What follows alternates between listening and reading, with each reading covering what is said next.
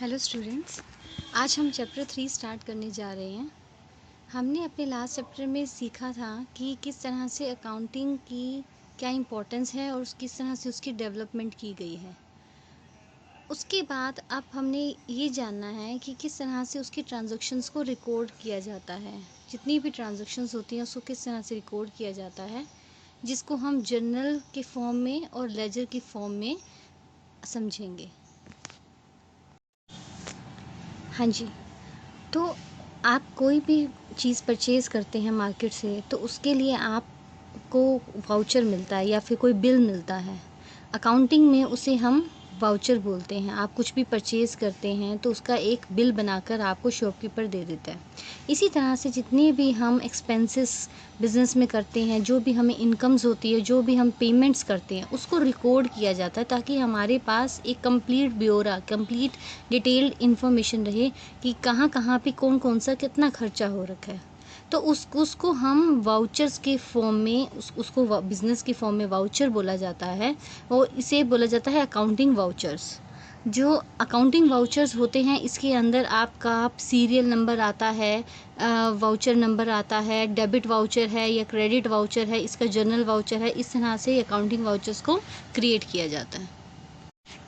यहाँ पर एक सैम्पल दिया गया है जिसमें आपको डेबिट वाउचर और क्रेडिट वाउचर का एक फॉर्मेट दिया गया है, जिसके अंदर आपको कोड नंबर, अकाउंट नेम और नरेशन, जिसमें आप पूरी डिटेल डाल सकते हैं कि आपने किस पर्सन के विद रिस्पेक्ट टू कितनी परचेजिंग की है, किस प्राइस पे की है, या कुछ भी उसके एक्स्ट्रा नोट्स हों तो उसके अंदर आप डाल सकते हैं। तो इस तरह से डेबिट वाउचर्स और क्रेडिट वाउचर्स बनाए जाते हैं। अब सपोज़ एक ही टाइप के multiple debit vouchers same day में बन रहे हैं और क्रेडिट वाउचर्स सेम डे में बन रहे हैं, तो उनको कॉम्प्लेक्स ट्रांजैक्शन, कॉम्प्लेक्स वाउचर्स बोला जाता है और वो इस तरह के फॉर्मेट में प्रिपेयर होते हैं। अब हम अकाउंटिंग इक्वेशंस को समझेंगे। अकाउंटिंग इक्वेशंस का मतलब होता है कि बिज़नेस की असेट्स जो होती हैं वो is equal to liabilities plus capital. अब ये लायबिलिटीज़ क्या होती है और कैपिटल क्या होती है। अब बिज़नेस पर्सन को अपना बिज़नेस रन करने के लिए स्टार्टिंग में कैपिटल तो लगाना ही होगा। जो वो कैपिटल अपना लेकर आएगा और बिज़नेस में लगाएगा, वो उसका मालिक है, वो उसका ओनर है, तो वो उसका खुद का इक्विटी है, ओनर्स इक्विटी। उसका खुद का जो इक्विटी है उसको हम बोलते हैं कैपिटल। जो वो बाहर से चाहे बैंक से लोन लेके, अपने फ्रेंड से लोन लेके, अपने रिलेटिव से लोन लेके, कहीं से भी उधार लेके अपना बिजनेस रन कर रहा है, उसको हम बोलते हैं लायबिलिटीज़। ओके, तो असेट्स क्या होंगी? जो is equal to liabilities plus capital. जो अब असेट्स में क्या होता है, जो बिज़नेस के अंदर है, जितना भी पैसा है, सब कुछ है, वो उसका असेट है। लेकिन हमने उसको डिफरेंशिएट किया between liabilities and capital. Capital मतलब उसका खुद का पैसा, लायबिलिटीज़ मतलब जो उसका बाहर का पैसा। अगर जब हमें इसको फाइंड आउट करना होता है तो हम इस तरह से करते हैं, asset is equal to liabilities plus capital. जब लायबिलिटीज़ फाइंड आउट करनी है तो कैपिटल को उधर अमाउंट को ले जाते हैं, असेट्स माइनस कैपिटल हो जाता है। अब यहाँ पर हम ये जान रहे हैं एक एग्जांपल के थ्रू कि किस तरह से अकाउंटिंग इक्वेशन को रिकॉर्ड किया जाता है। जैसे कि यहाँ पे रोहित ने स्टार्ट किया बिज़नेस विद 5 लाख रुपीज़। अब यहाँ पे हमने क्या किया, ये बैलेंस शीट में एक तरफ से लायबिलिटीज़ है, एक तरफ पे असेट्स है। अब यहाँ पे हमने कैपिटल लिखा 5 लाख रुपीज़ और कैश इन हैंड लिखा 5 लाख रुपीज़। तो यहाँ से इस तरह से हमारी इक्वेशंस बैलेंस हो जाती हैं। अब हम इसको रिकॉर्डिंग करना सीखेंगे कि किस तरह से इसको ट्रांजैक्शंस को रिकॉर्ड किया जाता है। जब हम इसको रिकॉर्ड करेंगे, हम टी शेप का एक अकाउंट मेंटेन करेंगे। जब उसे हम मेंटेन करेंगे तो उसके अंदर हम ये देखिए, all goods sold shall appear on the left side. तो जितनी भी, जिस तरह से किसी ने अगर अपनी कोई गुड्स सोल्ड की हैं तो उसे लेफ़्ट साइड पे, डेबिट साइड पे दिखा रहा है, और उस दूसरी साइड पे हम जो हमें जो उसे कैश मिल रहा है तो वो क्रेडिट साइड पे दिखा रहा है। तो यहाँ पे क्या होता है कि लेफ़्ट साइड क्या होती है, डेबिट साइड होती है, और राइट साइड होती है क्रेडिट साइड। अब ये सबसे इम्पॉर्टेंट चीज़ है, rules of debit and credit. अगर इसको अच्छे से अगर हम नहीं समझेंगे तो हम अकाउंटिंग में आगे जा ही नहीं सकते हैं। तो सब अकाउंटिंग में क्या होता है कि रिकॉर्डिंग ऑफ ट्रांजैक्शन को हमने 5 पार्ट्स में डिवाइड कर दिया है। First is assets, then liabilities, then capital, then expenses और लॉसेज, एंड देन रेवेन्यू और गेन्स। अगर असेट्स बढ़ती है तो वो डेबिट साइड में शो होता है।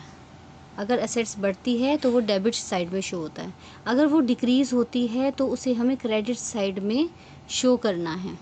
इसी तरह से अगर लायबिलिटीज़ बढ़ती हैं तो उसे क्रेडिट साइड में शो करना है, और अगर डिक्रीज़ होती हैं तो उसे डेबिट साइड में शो करना है। इसी तरह से कैपिटल, जब उसका खुद का कैपिटल बढ़ रहा है तो उसे क्रेडिट साइड में शो करना है, और जब वो कम होता है तो डेबिट साइड में शो करेगा। जो एक्सपेंसेस होते हैं वो जब बढ़ेंगे तो डेबिट साइड पे, और जब डिक्रीज़ होंगे तो क्रेडिट साइड पे। जो रिवेन्यू हैं, जो गेंस हैं, अगर वो बढ़ते हैं, इंक्रीज़ होते हैं तो क्रेडिट साइड पे, और जब कम होते हैं तो डेबिट साइड पे आएंगे। अब जब हम जर्नल एंट्रीज़ को मेंटेन करते हैं, ट्रांसफ़र करते हैं इंडिविजुअल अकाउंट्स में, तो उसको पोस्टिंग कहा जाता है। इस सीक्वेंस का जो जर्नल है books of original entry, it is called the books of original entry and the ledger account as the principal book of entry. तो इसके अंदर जो है हमें इसको सब डिवाइड किया गया है। जैसे एक हम जर्नल प्रॉपर बुक बनाते हैं, एक कैश बुक बनता है, और उसके अलावा भी जब हम किसी से परचेज़ करते हैं तो परचेज़ बुक बनता है, सेल्स बुक बनता है। जब परचेज़ को रिटर्न कभी करना पड़ता है तो परचेज़ रिटर्न बुक भी बनता है, सेल रिटर्न बुक बनता है, बिल रिसीवेबल जो हमने रिसीव करने हैं अभी किए नहीं हैं, और बिल पेएबल जो बिल्स को हमने अभी तक पे नहीं किया, करना है। तो इस तरह से अलग अलग तरह की बुक्स बनती हैं। अब जब हम जर्नल को मेंटेन करते हैं, सबसे पहले डेट का कॉलम आता है, फिर पर्टिकुलर्स में हमें जिस अकाउंट को डेबिट करना है ऊपर वो आता है, जो क्रेडिट होएगा वो नीचे टू की फॉर्म में लिखा जाएगा। जैसे यहाँ पे लिखा है कि purchases account debit to Govind traders account, मतलब जब असेट्स हमारे पास आई, इंक्रीज़ हुई तो हमने उसको डेबिट किया तो परचेजेस अकाउंट डेबिट हुआ। और जब टू गोविंद ट्रेडर्स अकाउंट, किससे हमने परचेज़ किया, टू गोविंद ट्रेडर्स अकाउंट, वो हमने क्रेडिट वाले ऑप्शन में लिखा, क्रेडिट वाले कॉलम में लिखा, और परचेजेस को हमने डेबिट वाले कॉलम में लिखा। अब ये कुछ जर्नल एंट्रीज़ हैं जो हम डिस्कस करेंगे। फर्स्ट है बिजनेस स्टार्टेड विद कैश। जब किसी ने बिज़नेस को कैश से स्टार्ट किया तो हमने क्या रूल्स पढ़े थे कि जब असेट्स बढ़ेंगी, कैश बढ़ता है तो उसे डेबिट होगा, और जब लाइबिलिटीज़ कैपिटल बढ़ती है तो वो क्रेडिट होंगी। तो यहाँ पे कैश अकाउंट डेबिट हुआ टू कैपिटल अकाउंट। इसी तरह से open bank account with state bank of India, तो वहाँ पे 4,80,000 में बैंक अकाउंट को डेबिट किया गया, क्योंकि पैसा बैंक में पड़ा हुआ है, इसलिए बैंक अकाउंट डेबिट हुआ, कैश नहीं। कैश होगा जो बिज़नेस के पास रेडिली अवेलेबल है, इसलिए वहाँ कैश अकाउंट को डेबिट किया। यहाँ बैंक में पड़ा है इसलिए हमने बैंक अकाउंट को डेबिट किया। अब हमने बैंक से उस टाइम पे पैसा निकाला तो open bank account with state bank of India, तो हमारा कैश कम हो गया। अभी देखिए ऊपर आपका यहाँ पे कैश अकाउंट डेबिट हुआ था ना, जब हमने कैश इंट्रोड्यूस किया था।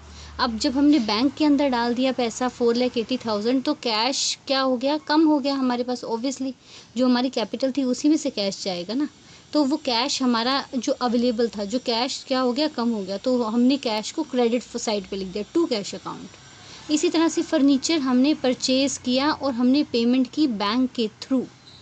अब देखिए फर्नीचर क्या है, ये हमारे लिए एक असेट है, तो असेट बढ़ी तो फर्नीचर अकाउंट डेबिट हुआ टू बैंक अकाउंट। बैंक हमारा, अब जब ऊपर हमने देखिए ट्रांजैक्शन में किया था 4,80,000, तो वहाँ पे जब बढ़ा था तो हमने उसे डेबिट किया था, अब वो क्या हो गया, क्रेडिट हो गया। जब हमने बैंक से पेमेंट की तो वो कम हो गया, तो इस वजह से हम उसको क्रेडिट वाली साइड में रख देंगे। अब plant and machinery account debit, जो हमने बोर्ड की है plant and machinery from Ramji Lal, तो उसमें क्या है, हमने उनको सिर्फ एडवांस दिया 10,000 रुपीज़, तो उससे हमारा 10,000 का कैश कम हो गया, तो हमने कैश को लिखा क्रेडिट साइड पे टू कैश अकाउंट। क्योंकि हमारी एसेट बढ़ गई हैं इसलिए हमने उसको डेबिट किया, plant and machinery account debit to Ramji Lal. अलग से किया क्योंकि हम अभी तक उनको ओ हैं, का बिजनेस ने उनको पैसा देना है, इसलिए उनका नेम यहाँ पे मेंशन किया गया है 1,15,000 रुपीज़ के साथ। नेक्स्ट आता है गुड्स बोट ऑन क्रेडिट। अब जब गुड्स बोट ऑन क्रेडिट होगा ना, तो आपको क्रेडिट साइड पे उस पर्सन की या उस पार्टी का नाम लिखना है जिससे हमने गुड्स को ख़रीदा है। जैसे परचेजेज अकाउंट डेबिट, गुड्स आई, गुड्स भी बिजनेस का असेट है, तो परचेजेज अकाउंट डेबिट हुआ to Messrs Sumit traders account. उस जिस पार्टी से हमने बाय किया है उसका जो अकाउंट है वो उसको हम क्रेडिट कर देंगे। अब नेक्स्ट आता है गुड्स सोल्ड ऑन प्रॉफिट। जब हम गुड्स को प्रॉफिट पे सेल करते हैं तो यहाँ पे इन्होंने लिखा Rajni enterprises account debit to sales account, तो हमारा सेल्स अकाउंट इफेक्ट होगा, क्योंकि सेल्स का मतलब है यहाँ पे असल में गुड्स जा रही हैं, तो यहाँ पे सेल्स में मतलब गुड्स जो है उतनी कम हो गई, और रजनी एंटरप्राइजेज अकाउंट डेबिट, तो उसका अकाउंट हमने डेबिट कर दिया, वहाँ से हमें हमारे पास अमाउंट आ गया। अब यहाँ पे बहुत सारी ट्रांजैक्शंस हैं जो एक एग्जांपल्स हैं जिसको आपने बार बार उन रूल्स के साथ प्रैक्टिस करना है। Business started with cash 1,50,000, cash assets है, कैश हमारा असेट है, जब बढ़ेगा तो डेबिट होगा। कैपिटल इंट्रोड्यूस्ड हुआ, वो कैश क्या लेकर आया, कैपिटल बढ़ेगा तो वो क्रेडिट साइड पे जाएगा, इसीलिए एंट्री बनी cash account debit to capital account. Goods purchase from Manisha, तो हमने गुड्स को परचेज़ किया तो हमारा परचेज अकाउंट डेबिट हो गया टू मनीषा। यहाँ पे उसने ये नहीं लिखा कि गुड्स परचेज फॉर कैश, अगर कैश लिखता तो मैं यहाँ पे टू कैश अकाउंट डाल देती, लेकिन यहाँ पे उसने मनीषा से ख़रीदा है, उन्होंने कुछ ऐसा मेंशन नहीं किया, तो आपको भी नहीं करना। हम यहाँ पे मनीषा का सेपरेट अकाउंट बनाएंगे और उसमें उसकी एंट्री को फिट करेंगे। यहाँ कैश अकाउंट नहीं आएगा, अगर वो कैश होता तो यहाँ पे एंट्री में लिखा होता कि ये कैश है, ये कैश की फॉर्म में हमने उससे परचेज़ किया, बट उन्होंने लिखा कि goods purchase from Manisha, that's it. Next है stationery purchase for cash, stationery account debit, stationery भी असेट है हमारा, तो हमने इसलिए उसको डेबिट कर दिया। उसने अब यहाँ देखिए लिखा है स्टेशनरी परचेज फॉर कैश, तो कैश जो है क्रेडिट में आ जाएगा। इसी तरह से मैं कुछ बीच में से एंट्रीज आपको समझा रही हूँ। Business commenced with a capital of 6 lakh, same thing, cash account debit to capital account. फिर उसके बाद 4,50,000 deposited in a bank account, तो क्या होगा, bank account debit to cash account हो जाएगा, क्योंकि यहाँ पे हमने कैश निकाल के 6 लाख में से 4,50,000 निकाल के बैंक में डाल दिया। जहाँ मैंने कैश डाल दिया तो वो चीज़ डेबिट होगी, और कैश क्योंकि हमारा कम हो गया, माइनस में आ गया, इसलिए हम उसको क्रेडिट साइड पे लिख देंगे। अब कुछ एंट्रीज हम जीएसटी के अकॉर्डिंगली ऑब्जर्व करते हैं। जैसे इसमें फर्स्ट एंट्री है गुड्स बॉट ऑन क्रेडिट, हमने गुड्स क्रेडिट पर यानी कि उधार पर ख़रीदी है। अब जब हम गुड्स खरीदते हैं तो टैक्स बिजनेस पर लगता है, इन होता है, तो उसे बोलते हैं इनपुट जीएसटी।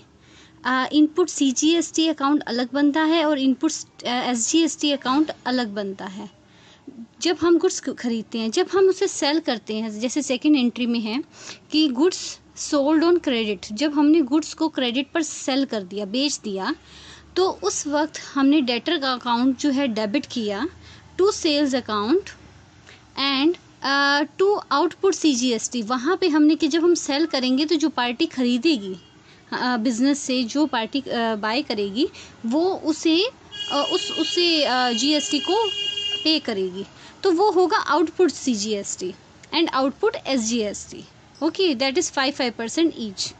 इसी तरह से हमने ट्रांसपोर्टेशन चार्जेस पर भी सीजीएसटी और एसजीएसटी लगा रखा है। जहाँ बिजनेस पे करता है, चाहे वो गुड्स खरीद रहा है, चाहे वो एक्सपेंसेस पे कर रहा है, जो वो अपनी पॉकेट से पे करता है, वहाँ पे CGST and GST, that is a part of GST, वो इन होता है। और जहाँ पे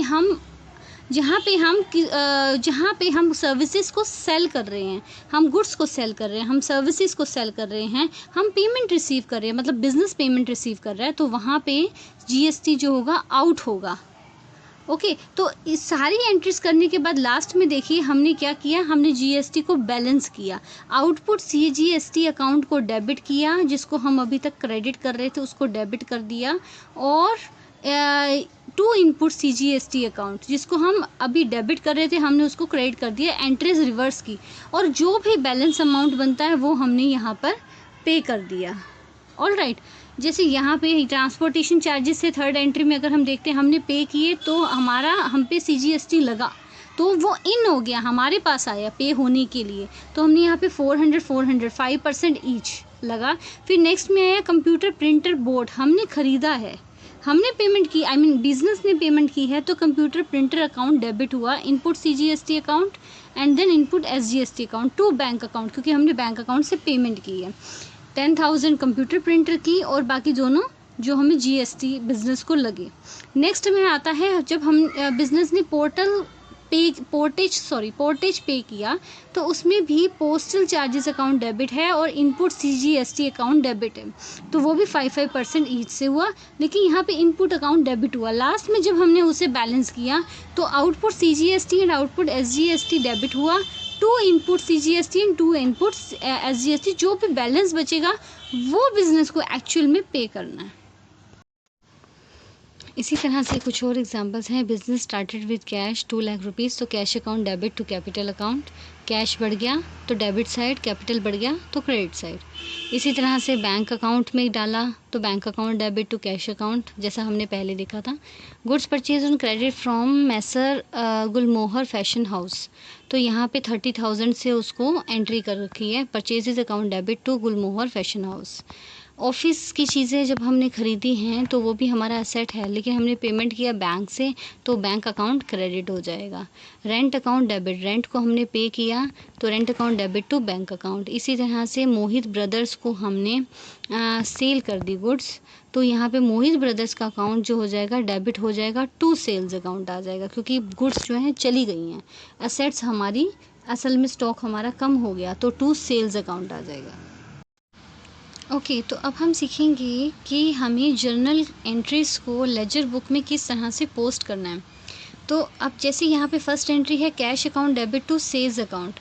अब यहाँ पे हमारा कैश बढ़ा, goods sold for cash, goods बेची गई तभी कैश आया, राइट। तो यहाँ पे 15,000 का कैश आया, तो हमने यहाँ पे जो कैश अकाउंट अलग से बनाया है इसमें आप देखेंगे कि यहाँ पे सेल्स की एंट्री आई है।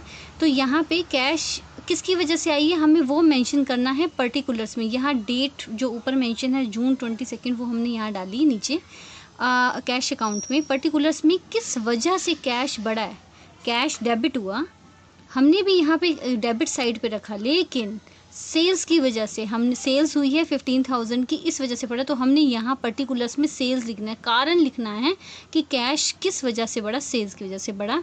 नेक्स्ट एंट्री है Gulmohar fashion house account debit to cash account.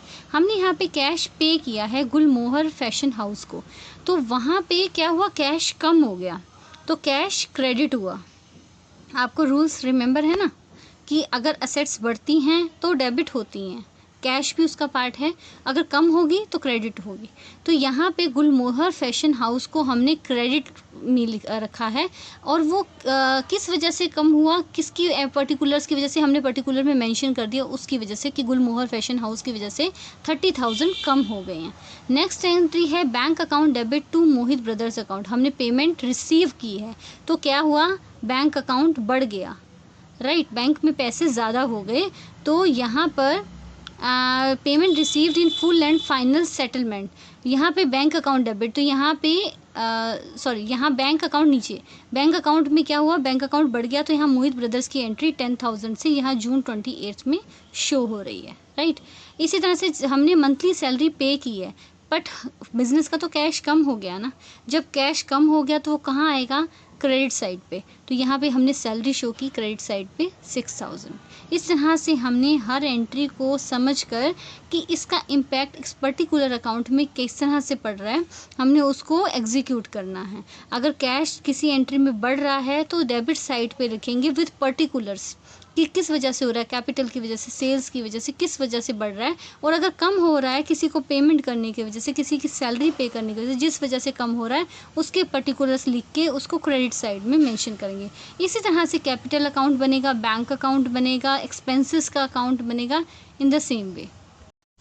चलिए ये भी कुछ एंट्रीज़ की हम प्रैक्टिस कर लेते हैं। जैसे ये आया है कार्टेज पेड, जब हमने कार्टेज को पे किया, कार्टेज अकाउंट डेबिट हो गया टू कैश अकाउंट, क्योंकि कैश कम हो गया, हमारा रूल है कि कैश कम होगा तो क्रेडिट, बढ़ेगा तो डेबिट। तो यहाँ पे goods sold on credit, Lara India account debit, जो जिस कंपनी से को हमने बेचा वहाँ लारा इंडिया अकाउंट डेबिट हो गया, और to sales account, sales account हमारा क्रेडिट में आ गया। Cash receive from Lara India, जब हमने कैश रिसीव किया तो कैश बढ़ गया, इसलिए कहाँ आ गया, डेबिट साइड पे to Lara India. Lara India को पहले हमने डेबिट किया था, अब हमने उसको क्रेडिट कर दिया क्योंकि उससे हमें पेमेंट रिसीव हो गई है। उसके बाद आता है सेल्स रिटर्न, हमें कुछ गुड्स वापस मिली हैं, तो सेल्स क्या होगी, सेल्स रिटर्न हो गई, तो हमारी गुड्स वापस आ गई, गुड्स तो बढ़ी ना, इसलिए सेल्स रिटर्न में गुड्स तो बढ़ गई ना, तो sales return account debit, but वो किस तरह की सेल है, सेल रिटर्न है, तो between sales and sale return there is a difference. तो इस वजह से सेल्स रिटर्न हमने लिखा, क्योंकि ये बिक चुकी थी अब वापस आ रही है, तो इसका एक अलग अकाउंट बनता है, sales return account debit to Lara India account. Next है ट्रेड एक्सपेंसेस अकाउंट डेबिट, हमने पे किए टू कैश अकाउंट। तो एक्सपेंसेस आपको पता है कि जब बढ़ेंगे तो डेबिट ही होते हैं, तो trade expenses account debit to cash account, cash कम हो गया इसलिए क्रेडिट हुआ। Purchases goods purchase on credit, हमने जब गुड्स परचेज की तो परचेजेस अकाउंट डेबिट हो गया, गुड्स बढ़ गई, हमारी एसेट हैं, टू पार्टी का जो नाम है उसको हम क्रेडिट कर देंगे। नेक्स्ट आता है check received for final settlement, तो बैंक अकाउंट हमारा उन्होंने बैंक में डाला तो बैंक अकाउंट डेबिट हो गया, बैंक बढ़ गया। डिस्काउंट अकाउंट डेबिट, वो भी हमारा एक एक्सपेंस है, डिस्काउंट भी तो एक तरह से जो कंपनी को नहीं मिला वो डिस्काउंट कर दिया 500 rupees to Lara India account. इसी तरह से ये सारी एंट्रीज आपको करनी है। अगर आप यहाँ देखेंगे तो यहाँ पे अलग अलग तरह के अकाउंट्स बने हुए हैं, तो इसमें जैसे डिस्काउंट पेड अकाउंट, कोई भी एंट्री का कोई भी पार्ट होगा, चाहे वो डिस्काउंट पेड है, ड्राइंग्स है, सबका अलग अकाउंट बनता है, जिसमें हमें ये पता चलता है कि उस अकाउंट में क्या चल रहा है, कितना लेना है, कितना देना है, किस वजह से लेना है, किस पार्टी से लेना है, कौन सा कस्टमर है, उसमें उसी में आपको सारी डिटेल्स पता चलेगी। इस तरह से discount paid account, purchase return account, stationery account, rent account, drawing account, इस तरह से इन सारे अकाउंट्स को मेंटेन किया जाता है। आई होप आपको इस चैप्टर में बहुत अच्छे से समझ आया होगा, बट डेबिट और क्रेडिट के रूल्स को हमें सबसे पहले अच्छे से लर्न कीजिए जब आप प्रैक्टिस कर रहे हैं क्वेश्चंस की, और उनको अपने साथ रखिए और तब प्रैक्टिस करेंगे तो बहुत जल्दी आपको समझ आ जाएगा। Thank you so much.